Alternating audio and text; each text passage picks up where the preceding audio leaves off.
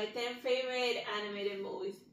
Like, the first one on the shopping block is the Batman Beyond the Return of the Joker movie. Well, of course, it had to be a Joker movie, but more than like, it's funny how, like first of all, like, the movie begins with, like, Batman, like, in the future, but the Joker, the original Joker is technically dead. But there's a lot of gangs that keep following the spirit of the Joker, so then they just imitate him. A bunch of teenagers call the Jokers, but then in the movie, the real one pops out. Well, the real one pops out of nowhere, and then it's just Terry wondering, like, where the hell this Joker came from. While Bruce Wayne, the Batman, is like very certain. I don't know. I'm very certain that the Joker is dead, cause I was there when he died. Yeah, technically, the way that the Joker dies is that he kills Tim Drake, and then Batman goes and grabs a crowbar and just beats him to death with it. Yeah, but in this Batman Beyond, he gets killed by one of the little Robins. Yeah. That shoots him after getting tortured by him. But yeah, it's always like different how the Joker died. And like in some Batman, they say that it's various Jokers. Cause like I said, and even in Batman, but even in like the futuristic Batman Beyond, there's technically a different Jokers running around because he just caused a big impression. So then there's like the original Joker, and then like a bunch of imitators that follow. So yeah, like, a Batman movie with a Joker, you can't go wrong. Except for the movie like a Batman movie with a Joker, but a Joker movie without a Batman isn't always good. And I'm talking about the sequel of the Joker. Ugh. The least said about it, the better. And plus, it's not animated. Whatever. Now, the next one that I wanted to show you is Cinderella, which is like my favorite of all of the Disney movies. But I didn't just wanna do a whole thing with just various Disney movies. So then I just picked one of all of the Little Princess movies, and I like Cinderella a lot. Because it has like a very nice thing. And it also is not like ridiculous, you know, like, even animated movies, it seems like mandatory that they have to last 3 hours. Like, who decided that? I mean, like, or I guess they fired the editor, so then they just put in there everything without editing. I guess that's just how movies are made. They say that they don't cut anything out. But maybe they should. Because, like, not everything is golden. But yeah, like, it also, that movie, it also follows it has various scenes from, like, different legends of Cinderella, because the different stories around revolving Cinderella, and there's not, like, just one version. So the reason why she has a control of the birds and stuff, and sometimes red, is because, one Cinderella story. But yeah, it's just an amalgamation of all of them, and a good number of them have the fairy godmother, but sometimes she has a doll that helps her, that she inherited from her dead mother. And other times it's just the birds, not the fairy. They give her the fancy dress. The other one is Despicable Me, like Illumination, which is not... It's Illumination, right? Yeah. That's not Disney. That's not Disney. So yeah. So for now, anyways, until I don't know why I get the feeling that Disney's probably gonna buy Illumination one of these days in order for them to get their hands on that sweet Minion money. I like the first one a lot because it was less Minion-y, but then the Minions took over the entire franchise, and then I guess like the sequel should be the Minions featuring the guy from the sequel, featuring Gru in like a very tiny corner, because they just practically took over like let's say just bullets somewhere. Yeah, they're just bullets. Yeah, bullets. Did they get Naruto Shippuden, like the third part when they were older? I don't remember seeing the movie of Naruto Shippuden. Or maybe I saw it and I immediately forgot it. No, I mean, the three little girls get aged up. They get aged up. Yeah. That's what I mean by they got turned into a Naruto Shippuden, when they get aged up. Well, that's like, I don't know why like a lot of franchises are like allergic to aging up their characters. I mean, Family Guy was able to age up their characters. I mean, like, Meg eventually went to college, and the other one went to high school, and the other one went to preschool, and whatever. Like, they technically aged up, and I like the Despicable Me because I don't know, I just find his petty villainy and his desire to steal the moon hilarious.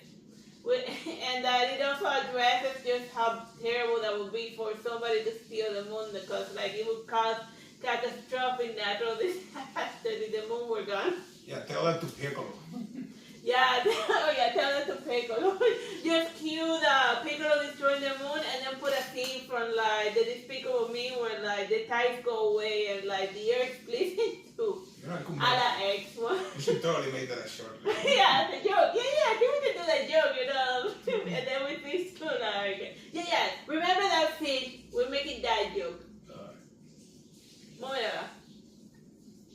So yeah, this is the other one, Flight of Dragon. It has like a great, like I saw this when I was like really young and whatever. Like it's funny to see a movie when you don't speak English and then rewatching it again and then be like, oh god, this dialogue. Like I think it got translated, I think it got translated better in like Cuban Spanish because like Cuba tends to get a little creative with like people's movies and stuff. And what are you gonna do? Yeah. And their Cuban government attitude to Moses is trying to stop me. I'll do whatever I want and try to stop me. Whatever. But when I get into the political, the point is that Flight of Dragon it stars like this guy. And whatchamacallit, he gets transported to a magical world by the. Yes, he's a kite. He's like. He gets isekai to a magical world, but interesting enough, he had weird insight because he had designed a weird little Dungeons and Dragons thing using the dragon and the magic guy as there, and then like the magic guy in the past looking into the future to steal him away. It says, oh, wow, this guy has great foresight of the past because he replicated me in a figurine perfectly, and he also did the same thing of the dragon. So since the magic guy saw that there was a little bit of magic in him, he spirited him away to the past because when Flight of Dragon is happening, magic and science are like fighting, and we all know in modern times that the science won. So then the magic people, they wanted to go to gather whatever little magic they had left and then live in a separate dimension with all of the magical creatures. And then just leave it. But then like one of the evil wizard guys, he'd be like, no. When I retire, I'm gonna like make people fear magic users again. So then he did a super villain move. So then he'd be like, well, now it's my turn to try to stop him. So yeah, that's the plot of Flight of Dragons in a nutshell. Some other weird stuff happened, but I don't want to spoil it. Go watch Flight of Dragons. It's got great music. Oh man, this one looks super pixelated. It looks fine in my computer, and then when I got like, so that okay. House Moving Castle. Yeah, that is my of all of the Miyazaki movies. That's like my favorite. I was like between House Moving Castle and Princess Kaguya, but House Moving Castle won.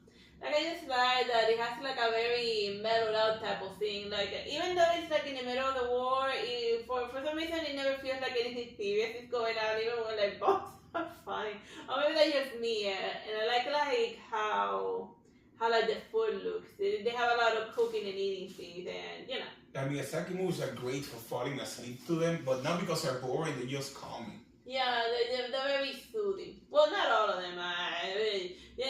Princess Mononoke. Yeah, we did it together. Princess Mononoke. Yeah, I don't know why. He was in a serious movie. He never made anything as funny as that. I come in peace, and then like he chose an arrow, and then his demon arrow that shoots people's heads up. Hilarious. Oh yeah. The Iron Giant, nothing more needs to be said. But I guess if you haven't seen the movie, I should say it like a robot from outer space falls in planet Earth. Oh, he also gets plugged from being amnesia. You can make a whole post on all of the characters that have amnesia that you ran into in the past few days. Yeah. Alone. Yeah, like in video games, combined video games and pop culture stuff. All of these characters get amnesia. And all of them characters from like the new and the Magnolia got amnesia. Nikki from Infinite Nikki has amnesia. Has amnesia. Seriously. And she's super blasé about the character from When the Phone Rings gets two different types of amnesias. Which one from the phone ring? Oh yeah. The mountain. Yeah, I remember mountain, but they'd be like, what do you mean by mountain? She had partial amnesia from like she remembers some things and then some things no. It was weird. Yeah, it's weird. But convenient amnesia is what I call it. But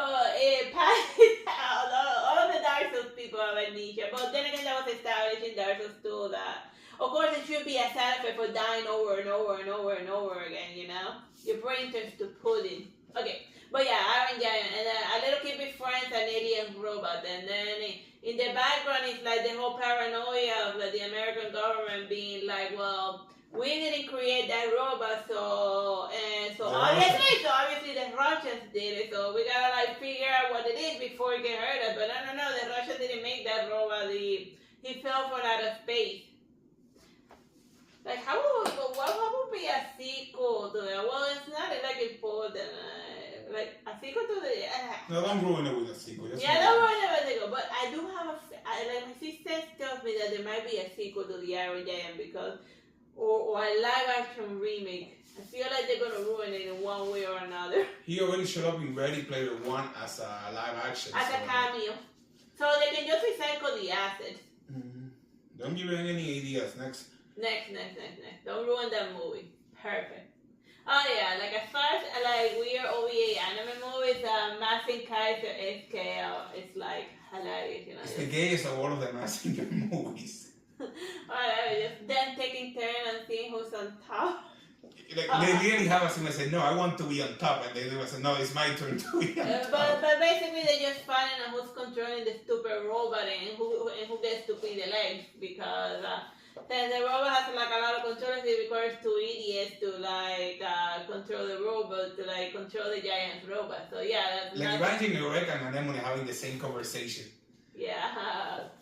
But yeah, I think Master Kaiser established the needing two pilots to pilot a robot like way earlier. Not this Master, which is like a modernized type of version. I mean, like the Master Kaiser is like really old. I think it's like Astro Boy old. Yeah. Yeah, like remember those weird boxy robots or not? Whatever. It's good. It has a lot of action. Oh, and Mask Kaiser SKL is the smallest of all of the messengers. Yeah.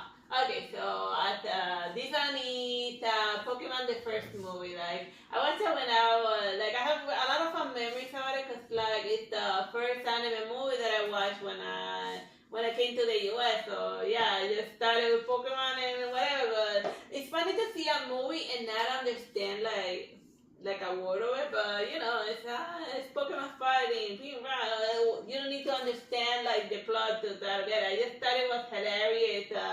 When Mewtwo like opened the doors for like his guests, and then he'd be like, you lost the battle and I took your Pokemon. Now I want you guys to like go out there in the middle of the storm and swim back to shore so I can watch you drown for my own amusement. He didn't literally say that, but I also want half of your money because that's what you get for listening. Yeah, no, all your money because that's what happened in Pokemon. It's like the first Pokemon that when you lost your money. So that's the one part that they did in anime. Mewtwo like taking all of their money, but then again, yeah, it's hilarious. Like, I'm glad that so far they haven't given Mewtwo the Yashahime treatment, or cause like, oh my god, like that was a part. That was Mewtwo's like the Sesshomaru of the Pokemon. Like you don't show him always just the right amount. Well, you haven't seen the movie Genesect Returns, where it's a female Mewtwo, even though they're genderless. Like, there is Genesect Returns with a female Mewtwo. Or Mewtwo voiced by a woman who's canonically a different one than this one. It's annoying. Whatever, they're already giving him the Yashahime treatment. And presumably the one that Ash fights in the series is this Mewtwo, not the female Mewtwo. Yeah. But whatever, the fact Mew, since he can transform, who can transform into anything, I guess he just functions the same way as a Ditto, and then he can. Not quite, because Mew can transform into multiple legendaries at once. Yeah, so in order to. Like, there's an episode. Whenever the can find the second half of a Pokemon, or if it's not part of any egg, or you just throw in a Ditto and that happens. So then since a Ditto is just a weaker type of Mew, then it stands to reason that Mew can mate with literally anything. Except all the legendaries. Well, if he can transform into all the legendaries, and there's already a baby Lugia and a baby Latios. Are you saying that he's the pimp of the legendaries? Yeah. Okay. Whatever. All of them came from him. What other reason could there be? Whatever. The circle of life, moving along. You get into weird conversations whenever we're talking about like Pokemon. Oh yeah, like the Prince of Egypt, great music. It's a Bible story, but whatever. It's like funny. It's like Moses is like the most hilarious of all of the prophets, cause like the 7 plagues and like murdering all of the Egypt's firstborn. He's like of all of the prophets and stuff. He has like one of the highest kill counts. That could be something funny to do, like rank all of the prophets from like the Bible and like figure out which one has the highest kill count. Well, technically it would be Enoch with the whole... with like the devil's advocate. Yeah. But whatever. Yeah, but Enoch's not technically part of the Bible. He's in the Torah. Let's not Potato. Moving on. Prince of Egypt Bible story. Go watch it. Even if you're not into like the Bible or anything, it's still a good movie with great singing. And it's magic and stuff. Or miracles is why it's like the Catholic or Jewish version name for all of the stuff he does with his powerful stuff. Oh yeah, like Who Framed Roger Rabbit? Like technically it's a hybrid of like live action and cartoony, but sometimes like the humans exhibit cartoony like physics. So then I figure that it's more cartoony than more humanoid. So then I decided to label it as animated movie with some cartoony elements. Whatever, it's fun. I like it, you know. So it's basically like Roger Rabbit gets framed for like murdering some guy, and then it's this detective trying to figure out who framed Roger Rabbit. It's such a right in the title. It's like rather dark. Like, can you imagine this is like a sequel or like no, the madness of doing a live action reboot of this. First of all, they're cartoons, so a live action or cartoon is like what the hell. They already did it in the Michael Jordan thing. In Space Jam 2, they already tried that, and it looked terrible. Yeah. And like all of the characters look uncanny valley type, but because they were even like, the animated ones. Yeah, no, but it was more like it reminded me of like Sonic version 1.0. You know we don't talk about Sonic version 1.0. Yeah. But yeah, Who Framed Roger Rabbit, hilarious.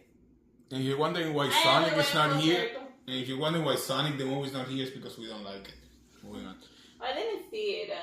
Oh no, I think we saw it and I immediately forgot it. Mm-hmm. And that's my impression with most modern movies this day. Did we ever see Detective Pikachu? Oh God, I have vague memories of it.